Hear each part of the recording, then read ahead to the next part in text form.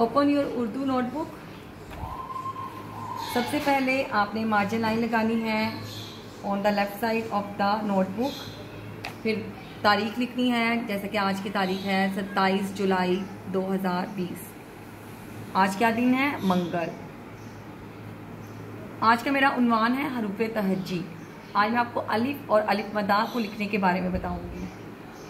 लिखने से पहले मैं आपको बेसिक लाइंस के बारे में बताऊंगी। ये हमारी बेसिक लाइंस हैं, ये बहुत ज़्यादा मददगार साबित होती हैं राइटिंग में।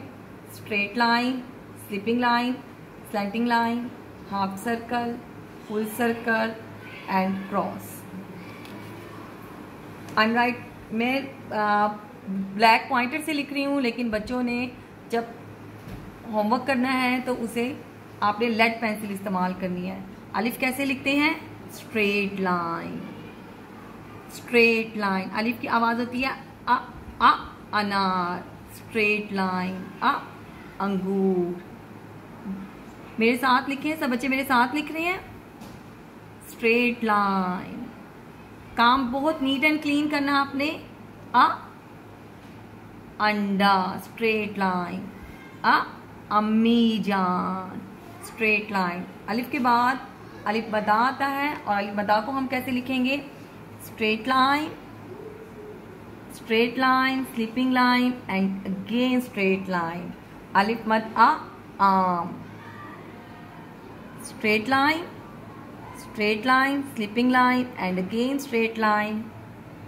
आ आग। फिर लिखें स्ट्रेट लाइन। सब बच्चे मेरे साथ लिखें और काम बिल्कुल नीट एंड क्लीन लिखना है। Straight line, slanting line and again slanting line. आ आरी।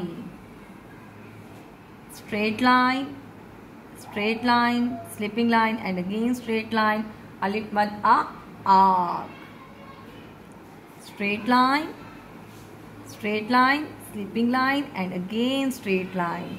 आ आम। Straight line, straight line, slipping line and again straight line. अलिफ मद आ आम। अलिफ आ अनार। अलिफ मद आ आम। अलिफ मदा की साउंड थोड़ी सी लंबी होती है। आ आम। आ आरी। आ आम।